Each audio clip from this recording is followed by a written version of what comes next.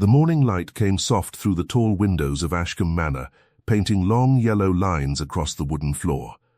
The smell of beeswax hung in the air, mixed with the sharp scent of fresh-cut roses that had been brought in from the garden at dawn. A small fire crackled in the grate, though the day promised warmth. Somewhere down the long hall, a clock struck 7, its low chime rolling through the empty rooms like a slow drum. Vivienne Marchcroft stood by the sideboard in the great dining room, her hands folded in front of her plain grey dress. She was not a servant. She was not quite a lady either, not in the way the world counted such things. She was the poor cousin, the one who had come to stay after her father died and left nothing behind but debts and dust. Her aunt, Lady Ashcombe, had taken her in with a sigh and a warning that she must make herself useful and never forget the kindness shown to her. Vivienne had not forgotten. She could not have if she tried. Her aunt reminded her almost daily. She was 23 years old, with brown hair pinned back in a simple knot and eyes the colour of wet slate. She was not beautiful in the way her cousin Marisette was beautiful. She was not sharp in the way her aunt was sharp. She was quiet, and she watched, and she did the small things that no one else noticed until they were not done. This morning she was waiting. The whole house was waiting. A very important guest was arriving today. His Grace, the Duke of Renholt, was coming to Ashcombe for a fortnight of hunting and dining, and so Lady Ashcombe had whispered to her daughter behind closed doors, perhaps something more. Marisette was 19, blonde as ripe wheat, and had been told from her cradle that she would marry well. A duke would be well indeed. Vivienne had never met the Duke. She had heard of him, of course. Everyone had. He was said to be cold, tall, and rich beyond common sense. His estate at Renholt was 3 days' ride away and stretched further than a man could walk in a week. He had lost a wife some years past, though no one spoke of it directly, and had not remarried, though many mothers in London had tried to make him. Lady Ashcombe swept into the room in a rustle of green silk. Her hair was piled high, and her cheeks were pinched pink. She looked at Vivienne, and her mouth tightened, as it always did. "You will stay out of the way today," her aunt said. "Do you understand me?" "Yes, aunt. His Grace does not need to see every poor relation this house has taken in. He is here to see Marisette. You will help the maids if they need it. You will not sit at the table with us tonight. You will take your supper in the small parlour." "Yes, aunt." Lady Ashcombe studied her for a moment longer, as if hoping to find something to correct. Finding nothing, she turned and left in a rush of silk and lavender water. Vivienne let out a slow breath. The lavender scent lingered even after her aunt was gone. It made her think of the old chest in her mother's room, long ago, when there had been a mother and a room and a chest full of soft folded things. She pushed the thought away, as she always did, and turned to the sideboard to check that the silver had been polished and set out just so. A young maid came in then, no older than 16. With red hair escaping from her white cap and freckles across her nose. Her name was Pippa, and she had only been at Ashcombe for 3 months. She carried a heavy silver tray of teacups, and her arms were shaking with the weight of it. "Miss," Pippa whispered, "the mistress says the good tea set must be laid for His Grace. But I have never done it. She said I must do it alone, to prove myself. If I get it wrong, she will send me back to the village, and I have no place to go, miss. I truly do not." Vivienne looked at the girl's frightened face. She looked at the trembling tray. She thought of her aunt's warning that she must stay out of the way, and then she thought of a small thing her mother had said once, long ago. When Vivienne had been very small and had cried because a boy at the market had knocked her basket over. "Kindness costs you nothing," her mother had said, "and it may cost the world everything to receive." "I will help you," Vivienne said quietly. "Come, set the tray here. I will show you where each cup goes." She took the tray from Pippa's shaking hands and set it down on the sideboard with a soft rattle of china. She showed the maid how the cups were placed with the handles all turning the same way, like little soldiers in a line. She showed her how the saucers were laid down first, then the cups, then the small silver spoons. She spoke in a low voice, patient, as if she were telling a bedtime story. Pippa nodded and copied her, her fingers still shaking but growing steadier as the work went on. The smell of the fresh tea leaves in their tin drifted up between them, warm and grassy and sweet. "There," Vivienne said. "Now the last cup, at the head of the table." Careful, Pippa reached for the last cup. Her hand shook, her elbow struck the edge of the tray. The cup slipped from her fingers and struck the polished wood of the table with a bright, terrible sound. A piece of the delicate rim broke off and skittered across the wood like a small white leaf. Pippa's face went white as the china itself. Her lower lip began to tremble. "Oh," she whispered. "Oh, miss, oh no," Vivienne moved quickly. She picked up the broken piece and pressed it back against the cup's rim. It was a clean break. It might be mended, or the cup might be quietly replaced from the cupboard in the West Hall, where there was a spare set almost identical to this one. She had noticed it years ago and remembered it now, but there was no time to think of any of that, because just then footsteps sounded in the hall. Not the light footsteps of servants, not the sharp tap of Lady Ashcombe's heels. These were heavier, slower, and they came with the low murmur of voices. The Duke had arrived. He had arrived early. Nobody had expected him for another hour at least. Pippa gave a small, choked sound of fear. Vivienne pushed the broken cup behind a silver dish, took Pippa by the shoulders, and turned her toward the door to the kitchen passage. "Go," she whispered. "Go now.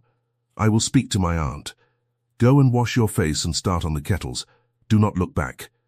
"Miss, I cannot let you go," Pippa went. Vivienne turned around just as Lady Ashcombe swept into the room, her cheeks flushed with a bright, hot colour, followed by Marisette in a white morning dress trimmed with pale blue ribbon. Behind them came two gentlemen. The first was Sir Roderick Ashcombe, Vivienne's uncle, red-faced and jolly and half a step out of breath. The second was a man Vivienne had never seen before. He was tall, but not the tallness of a young man showing off his height. He was tall the way a tree is tall without seeming to notice it. His hair was dark, cut short, threaded with a little grey at the temples, though he could not have been more than 35. His coat was plain dark wool, well made but not fine, and his boots were dusty from the road. He looked like a traveller. He looked like a man who had ridden through the night to arrive on time, and who did not much care what anyone thought about it. Lady Ashcombe was smiling too widely. "His Grace's man of business," she was saying in a voice that was pitched slightly higher than usual. "Mr. Thorne. He has ridden ahead to see that all is in order for the Duke's arrival. His Grace himself will follow in the afternoon, we are told." "Yes, yes, quite," Vivienne curtsied. It was a small curtsy, careful and correct. She did not look up at the stranger's face. She kept her eyes fixed just below his collar, where the plain wool of his coat lay smooth against his throat. "Mr. Thorne," said her aunt. "This is my niece, Miss Marchcroft. She helps with certain small matters in the household. Vivienne, greet Mr. Thorne." "Good morning, sir," Vivienne said. Her voice was quiet and even. "Miss Marchcroft," the stranger said. His voice was low, a little rough, as if he had not spoken in some hours. It was the kind of voice that did not need to be raised to be heard. There was a pause. In that pause, Vivienne became painfully aware of the broken cup behind the silver dish. She felt it there, like a stone in her pocket. Her heart was beating hard, though her hands stayed still at her sides. Lady Ashcombe was already turning, waving at the table, beginning to describe the arrangements. But then her eye caught something.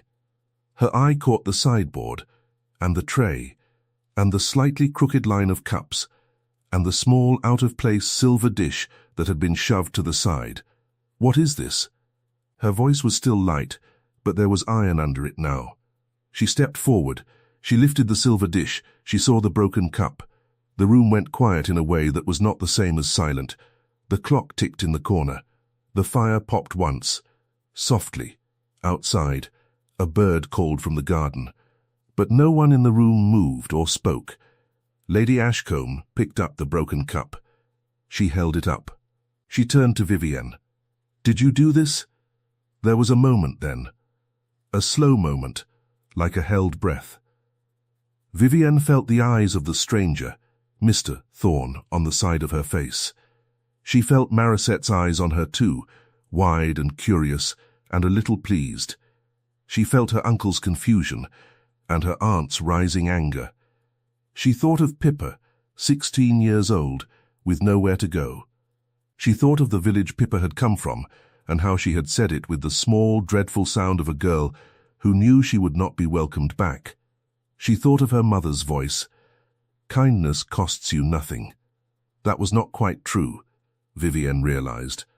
Kindness did cost, but some costs were worth paying. Yes, Aunt, she said quietly. I did. I am very sorry. My hand slipped. Lady Ashcombe stared at her. For a moment her aunt seemed truly at a loss for words. Then her cheeks went from pink to red. You clumsy, foolish girl, she said. Her voice was sharp as a broken shell.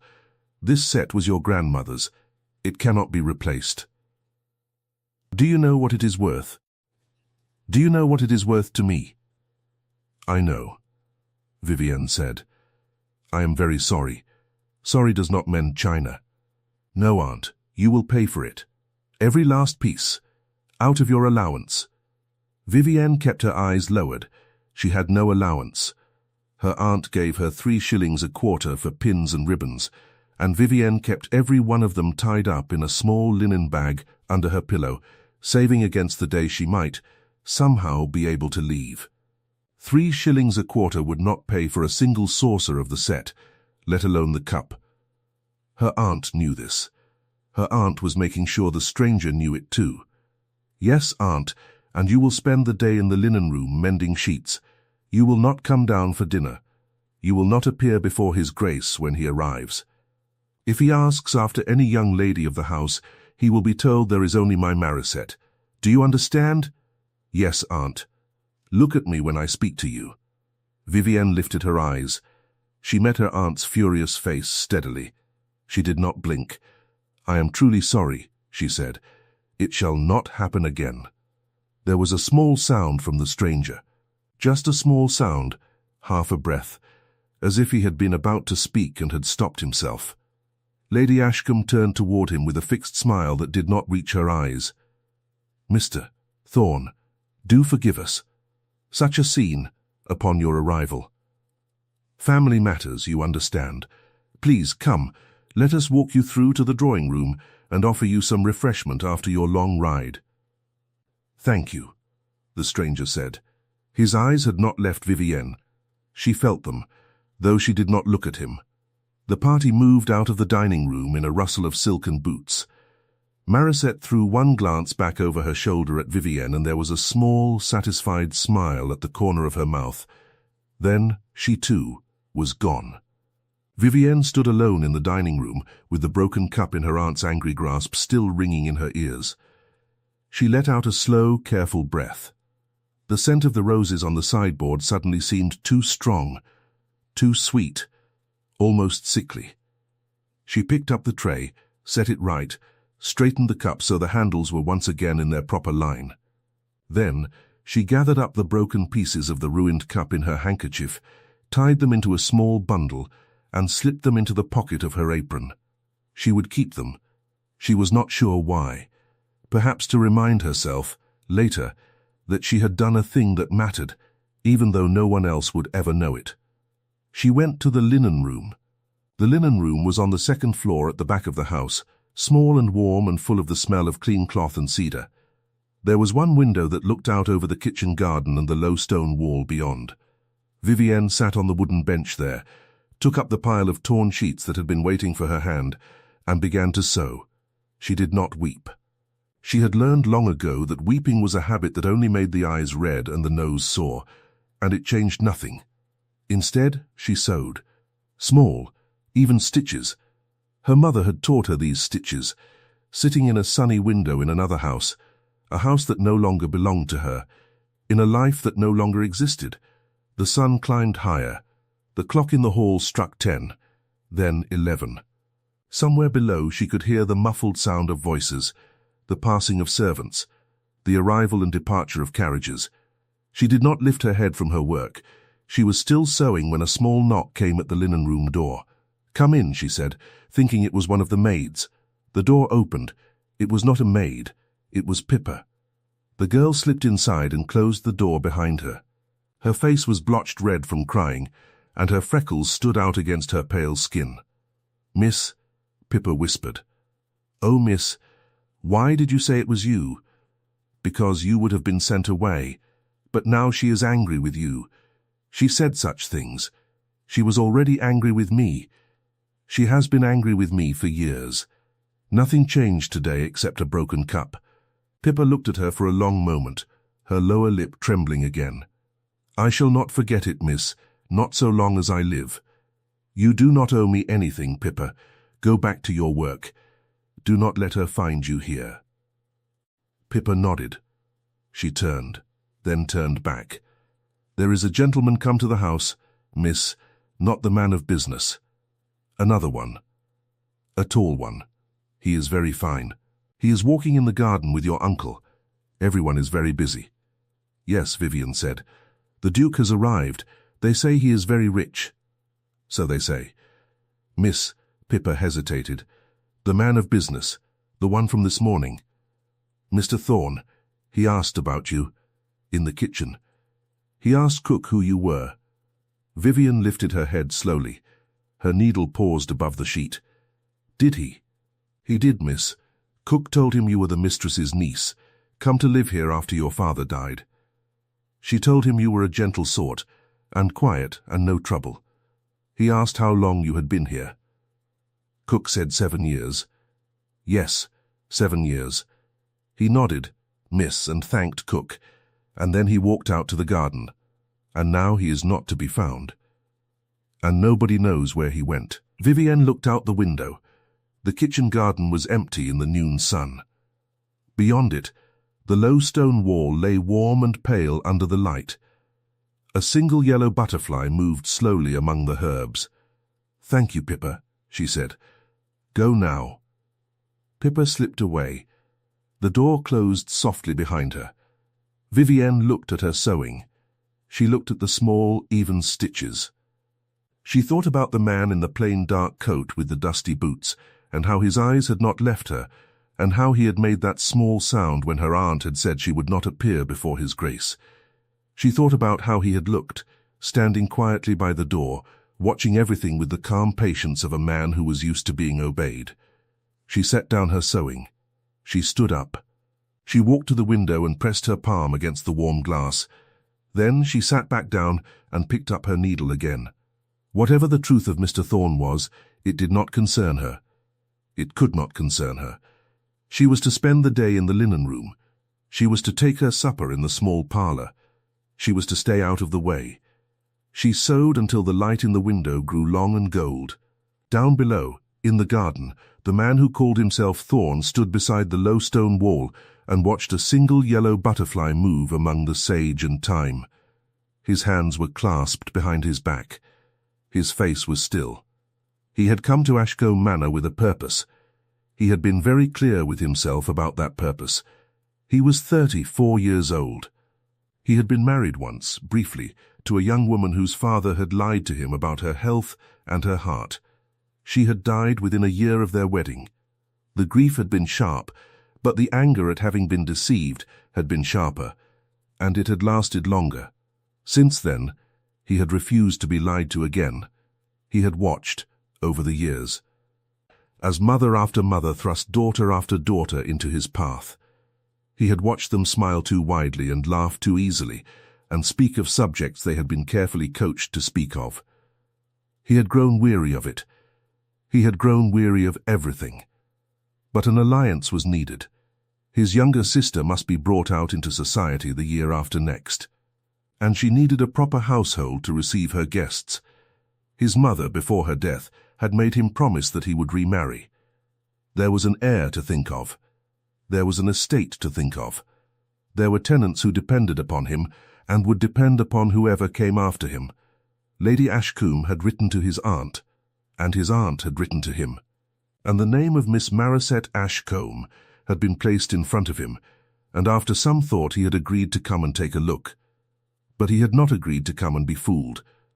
So he had done what he had done twice before, in other houses, with other names. He had ridden ahead. He had let it be known that his man of business would arrive that morning, and his Grace himself would follow in the afternoon. He had presented himself as Mr. Thorne, an ordinary man in an ordinary coat, and he had watched. It was remarkable, he had found over the years, what people would let a man of business see.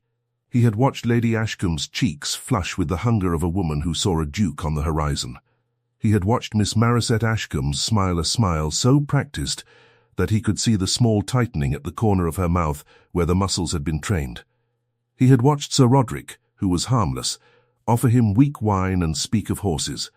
And then he had watched Miss Marchcroft. He had watched her curtsy without lifting her eyes. He had watched her voice stay steady when her aunt had accused her. He had watched her, calm as still water, take the blame for something he was almost certain she had not done. He was almost certain of it, because he had come into the hall a full minute before his presence had been announced. And he had seen, through the half-open door of the dining-room, a young red-haired maid drop a teacup, and he had seen Miss Marchcroft catch her by the shoulders and send her away to the kitchen. He had seen the whole thing. He had seen the lie. He had seen also who told it, and why. He turned from the wall and walked slowly along the garden path. The scent of thyme rose up around his boots, sharp and clean. Somewhere a bee droned in the lavender. A servant's laugh drifted from an open kitchen window and was quickly hushed. He had been about to leave. That had been his plan. He had meant to make his excuses, ride back to the inn in the next village, send a note in the morning to say that the match would not suit, and be done with Ashcombe forever. He had seen more than enough. But then he had heard the crash of the cup, and he had stepped back into the shadow of the doorway, and he had watched Miss Marchcroft take the blame. And something in him had shifted, something small and unexpected. He was not a man who acted on small, unexpected things. He had learned better. But he was a man who noticed them, and did not forget them, and turned them over in his mind for a long time before deciding what they meant. He walked back toward the house. He would stay the fortnight. He would let his true name be revealed at whatever time, and in whatever manner amused Lady Ashcombe most. He would sit through her dinners and her dances and her carefully placed compliments. He would let her think she was winning. And he would watch Miss Marchcroft, because a woman who took the blame for a servant's mistake in front of a stranger, when it cost her something and gained her nothing, was a woman worth watching. That evening, the dining room glowed with candles. There were 20 in silver holders down the long table, and their light made the polished wood look like a dark pond with small suns floating on it. The smell of roasted pheasant hung rich in the air, cut through with the sharpness of red wine and the sweet green of new peas. A fire burned in the great hearth, though the night was mild, because Lady Ashcombe had felt that a duke would prefer a fire. The duke had been introduced formally at 4 in the afternoon. He had ridden up to the front steps on a fine black horse, dressed in a coat so plain and so well cut that it made every other man's coat look either too fussy or too poor. He had bowed over Lady Ashcombe's hand. He had bowed over Marisette's hand. He had allowed himself to be led into the drawing-room and given tea. Nobody at that point had recognized him as the dusty traveller of the morning. Sir Roderick had not been present at the morning's arrival, having been out inspecting a new colt. Marisette had barely looked at Mr. Thorne, being too busy arranging her ribbon. Lady Ashcombe had spoken to him for exactly 3 minutes, and had looked, in that time, mostly at his coat and his boots, and never quite at his face. Only Vivienne had truly looked at him, and Vivienne was in the linen room. The Duke had let it stand. He had not corrected anyone. He had watched Lady Ashcombe present her daughter with the practiced grace of a horse dealer at a fair, and he had drunk his tea, and he had said very little.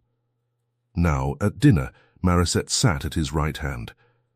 She was in cream silk with a string of small pearls at her throat. Her hair was arranged in a way that had taken 2 maids and 1 hour of frowning to accomplish.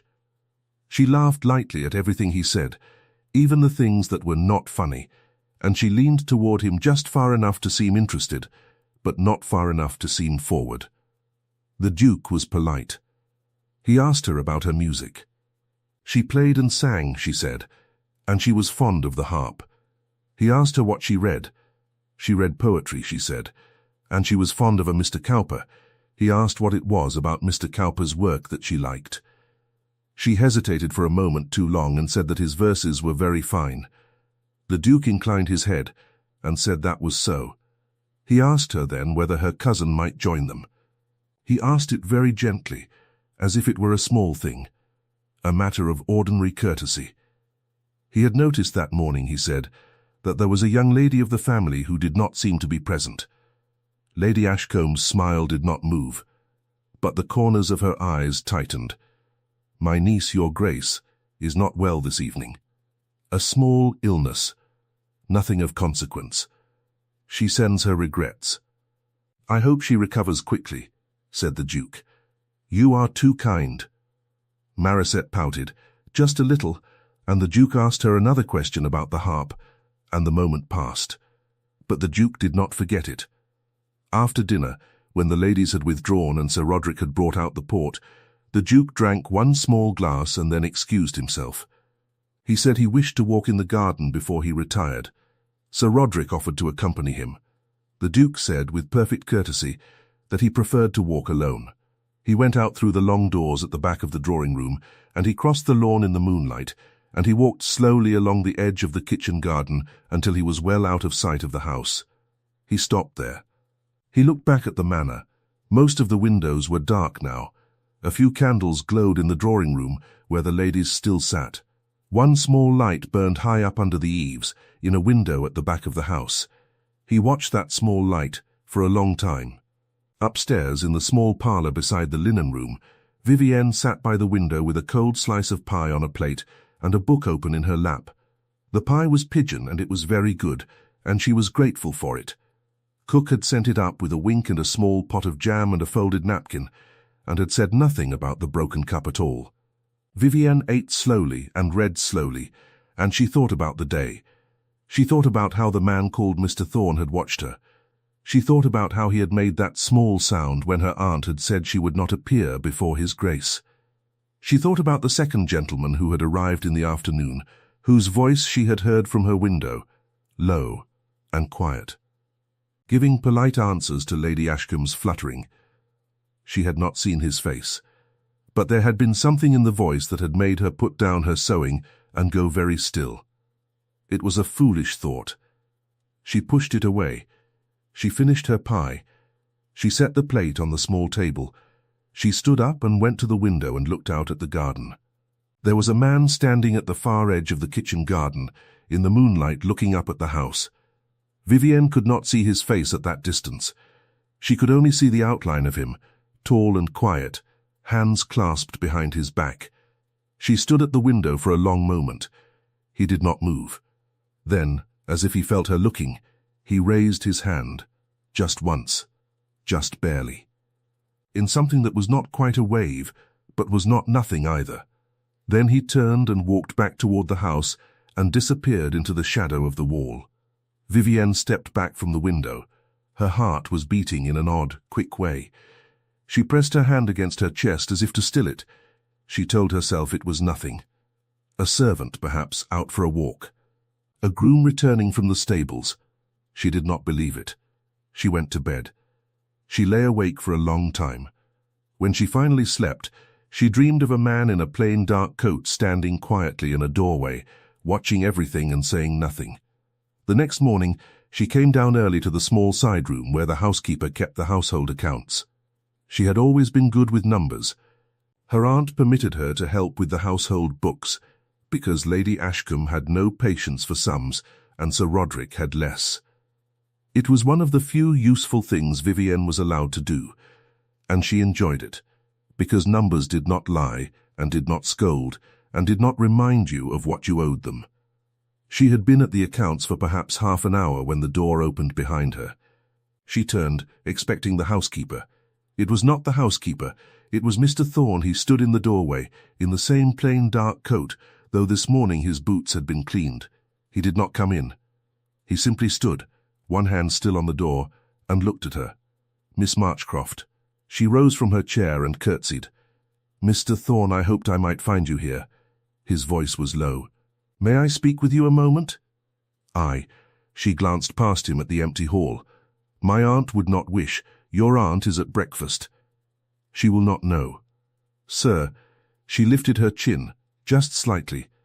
"I do not think it right for a gentleman to visit an unmarried lady alone in a small room." He looked at her for a long moment.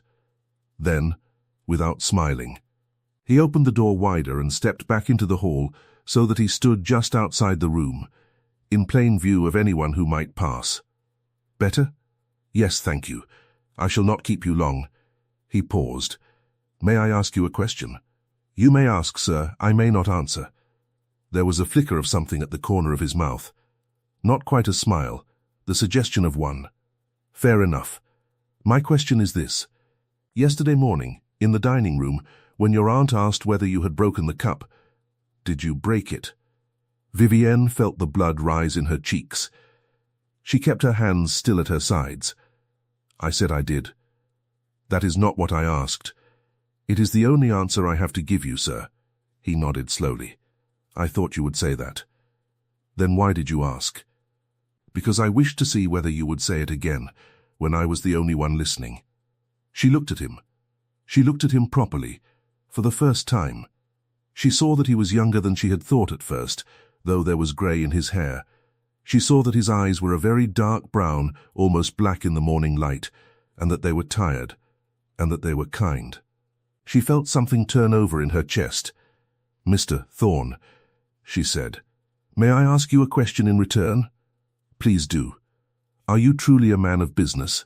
He was silent for a moment. Then he said, "I am a man who does his own business, Miss Marchcroft. Sometimes that requires me to travel plainly." "That is not an answer." "No, it is not." They looked at each other. "I must return to my accounts, sir," Vivienne said. Her voice was quiet. "Of course. Forgive me." He bowed. He turned and walked away down the hall. She watched him go until he had turned the corner. Then she sat down at her desk, and she picked up her pen, and she stared at the same column of figures for a very long time before she could see them again. The days went on. Ashcombe Manor filled with the small industry of hosting a duke. There were dinners and rides and long afternoons of Marisette playing the harp in the drawing-room, while the duke sat and listened, and said what was proper. Vivienne stayed out of the way. She had been told to, and she wished to. She took her meals in the small parlour. She helped in the linen room and the accounts room. She walked in the kitchen garden in the very early morning, when everyone else was still ebbed. But everywhere she went, she seemed to find Mr. Thorne. He was in the library one afternoon when she came to fetch a book for Cook, who had asked her to read out a recipe. He was standing by the window with a heavy volume open in his hands, and he had looked up, and he had said her name. And they had spoken for perhaps 5 minutes about the book he was reading, which was about the drainage of low-lying farmland. She had not known much about the drainage of low-lying farmland, but she had known a little from her father, who had cared for such things, and she had said what she knew, and Mr. Thorne had listened without interrupting. He was in the garden the next morning when she went out for her walk. He raised his hat to her, and he asked if he might walk with her a little, and she said, because there was no one about and it seemed rude to refuse, that he might. They walked in silence for some minutes. Then he said, "You speak like your father, I think." She stopped. "How would you know how my father spoke?" "I do not.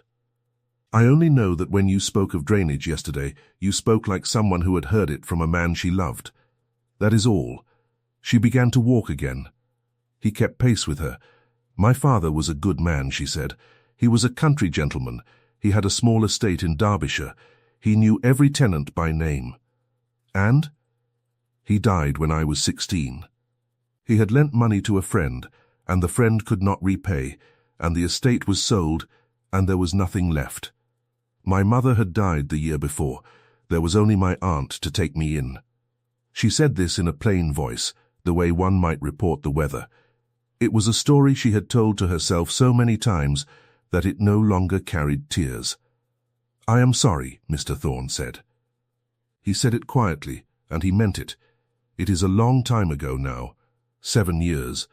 She turned her head sharply. How do you told me nothing. Cook told me. I asked her, the first day. Why? He did not answer that. He walked beside her a few more steps and then said, Miss Marchcroft, do you know why I am at Ashcombe? You are the Duke's man of business. You are here to see that his stay is pleasant. That is not why. She stopped walking. She turned to face him. The morning sun was behind him, and it lit the edges of his hair, and she could see the small lines at the corners of his eyes. Then why? He did not answer. He looked at her for a long moment. Miss Marchcroft, forgive me. I have said too much. I should not have walked with you. Your aunt would be displeased. He bowed, and he turned, and he walked back toward the house, leaving her alone on the garden path with the smell of thyme rising around her boots and a strange, small ache under her ribs. That afternoon, something happened that Vivienne did not learn of until much later. Pippa, the red-haired maid, dropped a coal in the kitchen while carrying a full scuttle. The coal rolled under the great table and out the far side, and struck the boot of a gentleman who was standing there, having come down to ask Cook for a piece of bread, because he had missed his breakfast. The gentleman was Mr. Thorne. Cook let out a small cry of horror and began to scold Pippa. Pippa dropped the scuttle entirely, which was worse, and coal spilled across the kitchen flagstones in a black arc. Mr. Thorne bent down. He picked up the coal that had struck his boot. He put it back in the scuttle. Then he began, calmly, to pick up the other pieces of coal. He did not scold. He did not lecture. He handed the last piece to Pippa, who was too astonished to speak, and he said, There is no harm done. My boot has seen worse. He turned to Cook. The girl is new, is she not? She is, sir, she will learn. Do not be hard on her. Then he took his piece of bread, and he thanked Cook, and he went out. Pippa stood in the middle of the kitchen with a piece of coal in each hand and stared after him. Who is that man? She whispered. Cook wiped her hands on her apron.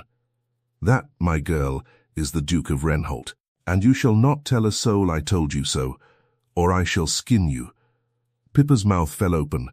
Cook lifted her wooden spoon. Not a soul. Girl, do you hear me? He will reveal himself in his own time.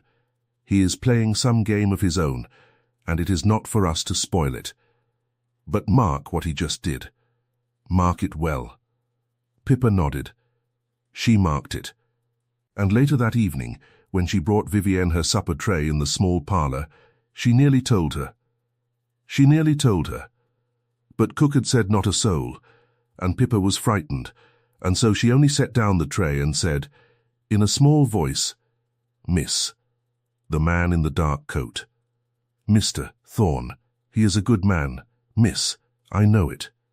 Is he? Said Vivienne, and her voice was very quiet. He is, miss. He is a very good man. Pippa curtsied and left. Vivienne sat with her tray on her lap and did not eat for a long time. On the 5th day of the Duke's visit, Lady Ashcombe held a small ball. It was not a grand ball, because there was not time to plan a grand one, but it was as grand as a small country neighbourhood could manage on short notice. The great drawing-room was cleared of its furniture. Candles were lit in every sconce. Musicians came from the nearest market town. Ladies in pale silks and gentlemen in dark coats arrived in a stream of carriages from 4 in the afternoon until 8 in the evening. Vivienne was told she might come down, but only to help with the refreshment table, and only if she wore her plainest gown, and only if she kept to the shadows and did not dance. She agreed, because there was no point in refusing. She wore her grey silk, which was 3 years old, and had been let out at the seams twice. She pinned her hair simply. She went down to the drawing-room at 7, and stood behind the long table where the punch and lemonade and small iced cakes had been set out. The Duke had not yet made himself known as the Duke. That was to be Lady Ashcombe's grand moment, the moment of triumph, when she would present her daughter formally to his grace, before all the neighbourhood, and secure, she believed, the beginning of an understanding.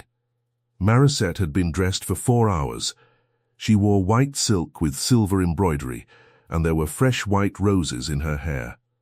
She was beautiful. Even Vivienne, who had reason not to love her, could see that she was beautiful. At 8 o'clock, Lady Ashcombe swept into the drawing-room on the arm of the Duke, who was still, to all appearances, dressed as an ordinary gentleman, in a coat only a little finer than the one he had worn all week. She led him to the top of the room. She called for the musicians to pause. She raised her voice. "My dear friends," she said, "it is my great honor to present to you a guest who has graced our house this week. Some of you may have already made his acquaintance. Some of you have not. It is my privilege to introduce His Grace, the Duke of Renholt." There was a small, startled murmur. Heads turned. Fans stopped moving. Every eye in the room fixed upon the man beside Lady Ashcombe. The Duke bowed politely to the room. The murmur grew. Ladies whispered behind their fans. Gentlemen who had spoken to him as an equal all week suddenly stood straighter. Miss Marisette, at her mother's other side, curtsied deeply, her white silk fanning about her like a flower opening. Vivienne stood behind the refreshment table with a ladle in her hand and felt the world go very slow.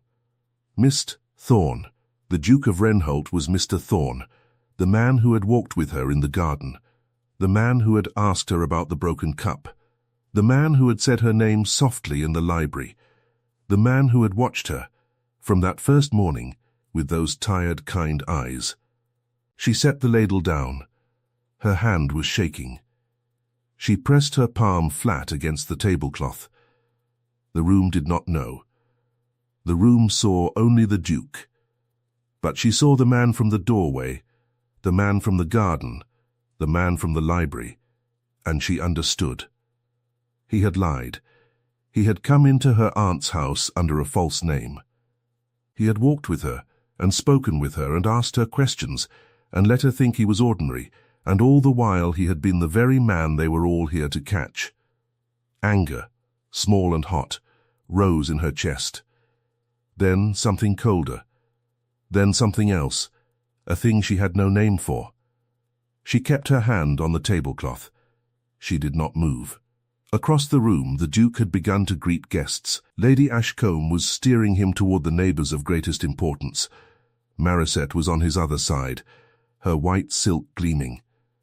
But his eyes moved past them all. His eyes searched the room.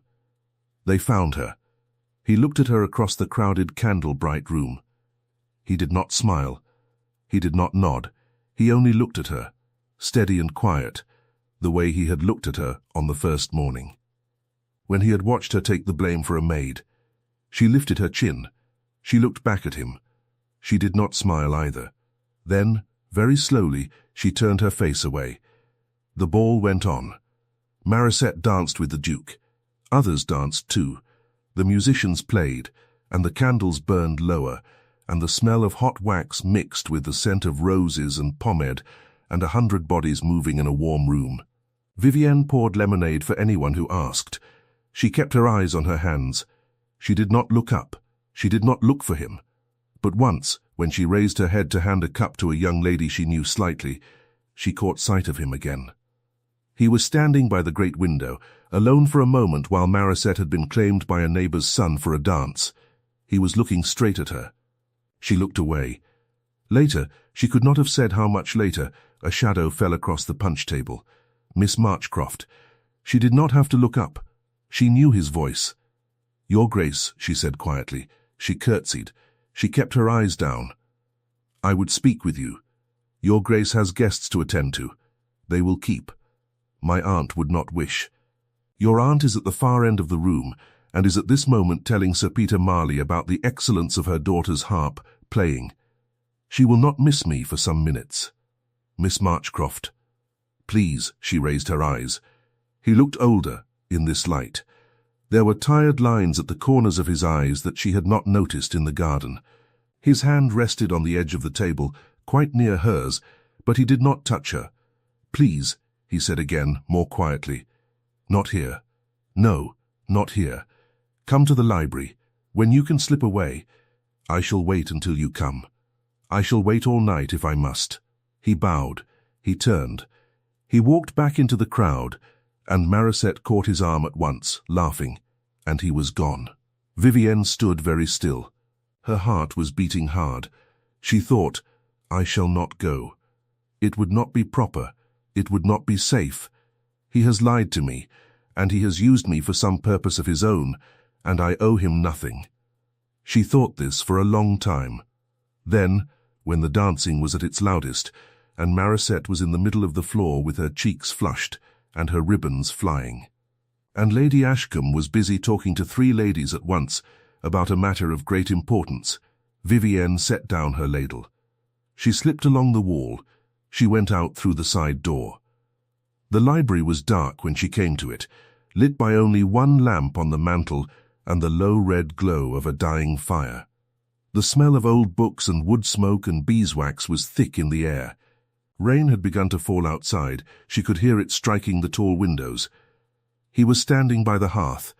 He turned when she came in. He did not move toward her. Miss Marchcroft. She closed the door behind her.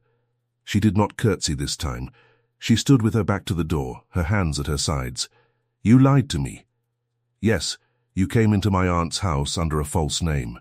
You let me speak with you. You walked with me in the garden. You let me think you were an ordinary man. Yes. Why? He did not answer at once. He looked at the fire for a long moment. Then he looked back at her. I have been lied to before, Miss Marchcroft.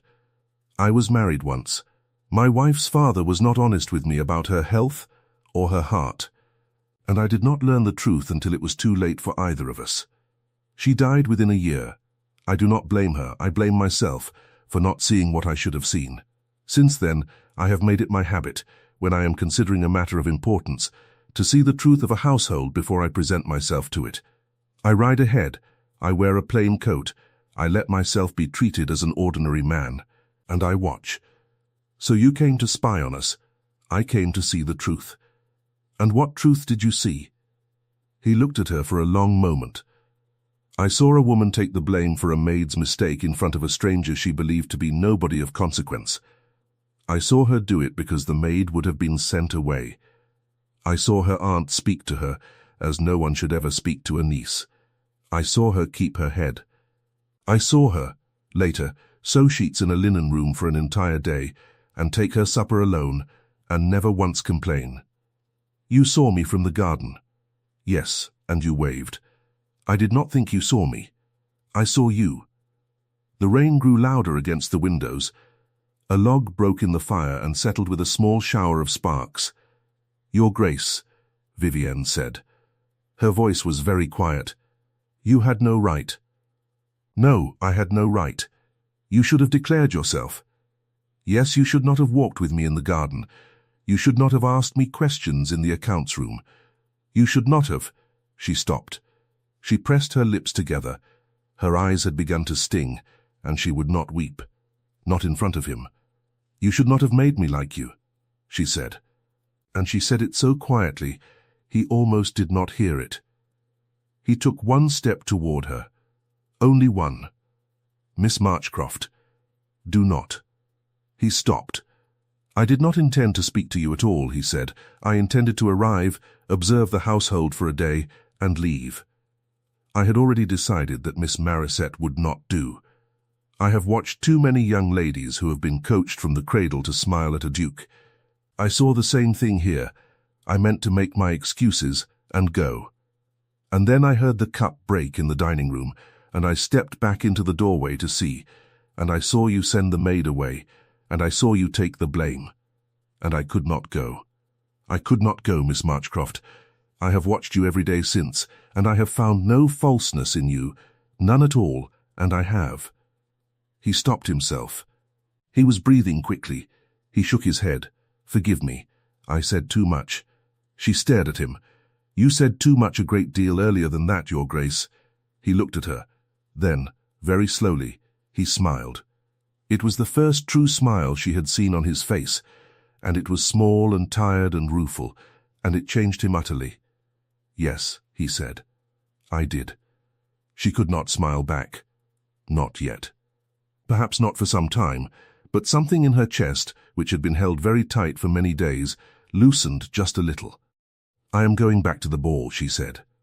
My aunt will notice if I am gone longer. Yes, you have not asked for my forgiveness, Your Grace. No, I have not. Why not? Because I have not earned it, not yet. She looked at him for a long moment. Then she opened the door behind her and slipped out into the hall, and she did not look back. The ball ended at last near 2 in the morning. The last carriage rolled away down the drive. Lady Ashcombe kissed her daughter's cheek, and Marisette went upstairs to bed in a rustle of silver embroidery and a cloud of triumph. Sir Roderick fell asleep in his chair. The candles were snuffed one by one. Vivienne went to her small room under the eaves. She sat by her window. She did not sleep. She thought about what he had said. She thought about what he had done. She thought about the 7 years she had lived in this house, being small and quiet and useful, being no one, being invisible, and she thought about how he had seen her. Not because he was looking for her.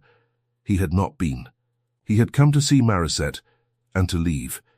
But he had seen her anyway, because a maid had dropped a cup, and Vivienne had done what her mother had told her to do many years before. Kindness costs you nothing. That still was not quite true. But she began to think that perhaps her mother had been closer to right than Vivienne had allowed. The next morning, she came down to the accounts room early, as she always did. She was not sure whether he would come. She half hoped he would not. He came. He stood in the doorway again, as he had before, with the door open behind him and the hall in plain view. Miss Marchcroft. Your Grace, may I speak with you? You may. Your aunt has asked me this morning what my intentions are toward her daughter. I see. I have told her that her daughter is a charming young woman who will make some fortunate gentleman a very good wife. But that gentleman will not be me. Vivienne looked up from her ledger. Her hand tightened on the pen. She was displeased, he went on. His voice was very even. She asked me why. I told her that Miss Marisette and I would not suit. I did not give further reasons. She accepted my answer with as much grace as she could manage. That was kind of you. I do not know if it was kind. It was honest. He paused. She waited. Miss Marchcroft. I do not know how to say this properly. I have not had much practice. I have told your aunt that I shall be leaving Ashcombe tomorrow, 1 week earlier than planned. Before I go, I wish to ask you a question. You need not answer it now. You need not answer it at all if you do not wish to. What is your question, Your Grace? Would you permit me to write to you? From Renholt. As myself, not as Mr. Thorne, not as a duke seeking a bride. As a man who would like to know you better, and who understands that he must earn every letter you agree to answer. She looked at him for a long moment. You are not asking me to marry you. No, I would not ask you to marry me now. I have not earned that. I have deceived you. I have used your household under false pretenses. I have spoken to you in ways I ought not to have spoken.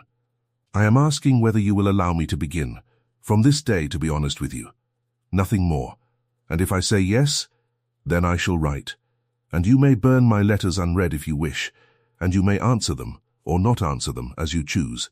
And in a year, or in 2 years, if you wish never to see me again, you have only to tell me so, and I shall not trouble you further. And if I say no, then I shall leave tomorrow, and you shall not hear from me again. But I shall not forget what I saw here, not so long as I live. Vivienne set down her pen. She looked at him. She looked at his tired, kind eyes, and the small grey at his temples, and the plain, dark coat, and the boots that had once been dusty from the road. Your Grace, yes, you may write. He let out a breath. She had not realized, until then, that he had been holding one. Thank you. There is one condition. Name it. You will not send me gifts. You will not send me money. You will not offer to remove me from this house or from my aunt's care. If a future is to come of this, it will come, because you and I have chosen it in full honesty, not because you have bought my thanks. Do you understand? I understand. Then you may write. He bowed. Not the polite bow he had given 100 times that week. A different bow. Slower, deeper, Miss Marchcroft. "Good morning. Good morning, Your Grace." He turned and walked away down the hall. She heard his boots on the wooden floor growing softer until they were gone. She sat at her ledger. She looked at the column of figures. She could not see them. She smiled, small and slow, to herself, in the empty room. He left the next day.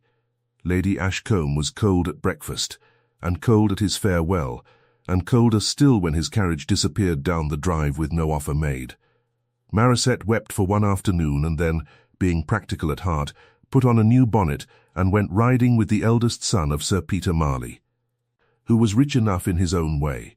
Vivienne was scolded for a week for reasons that had nothing to do with her. She bore it. She sewed sheets. She kept the accounts.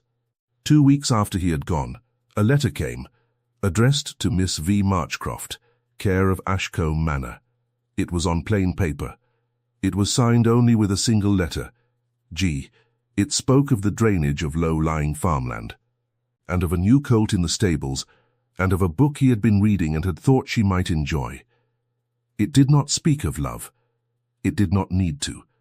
She wrote back 3 days later. She answered him honestly.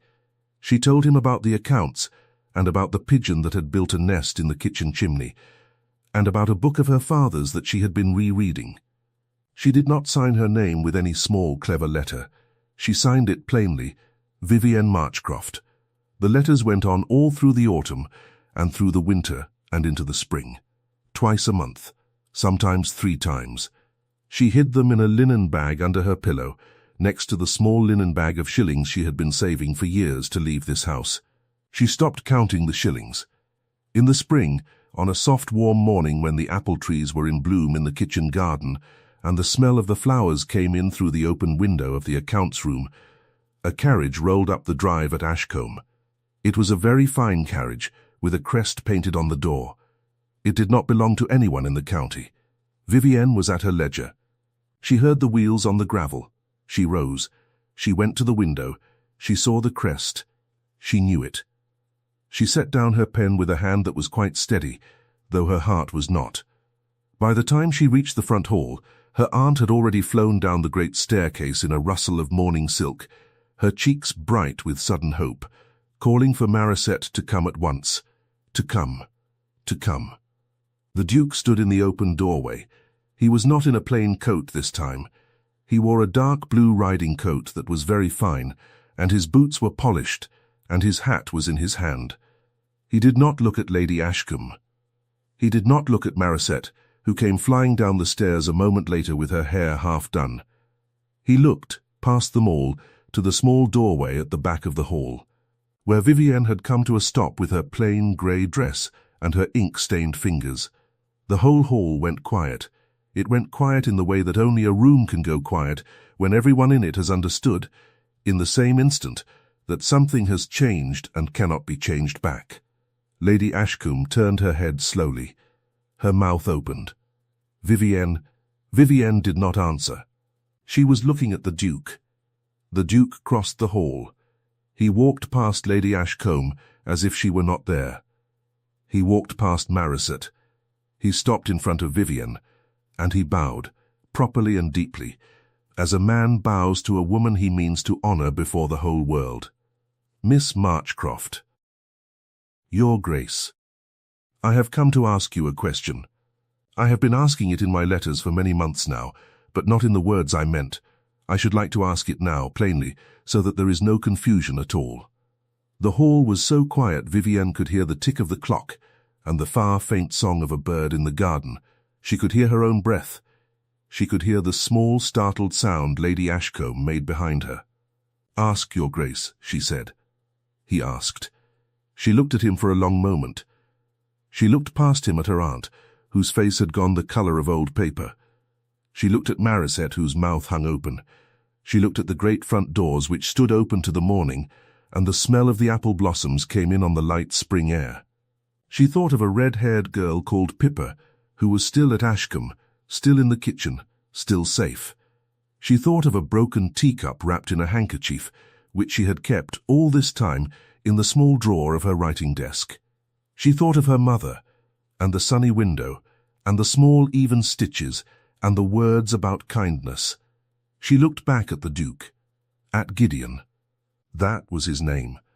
She had learned it from his letters. Gideon Ashwell, Duke of Renholt, 34 years old, tired, kind, honest at last. Yes, she said quietly. My answer is yes. He did not seize her hands. He did not embrace her. He only took her hand very gently and lifted it and pressed his forehead against her fingers for one long moment. The way a man might touch something he had almost lost. Thank you, he said. And in the hush of the hall, with her aunt's face turning to stone and Marisette beginning to weep, and the apple blossoms drifting in through the open door, Vivienne closed her fingers slowly around his. They were married in the little parish church at Renholt at the end of summer. It was not a grand wedding.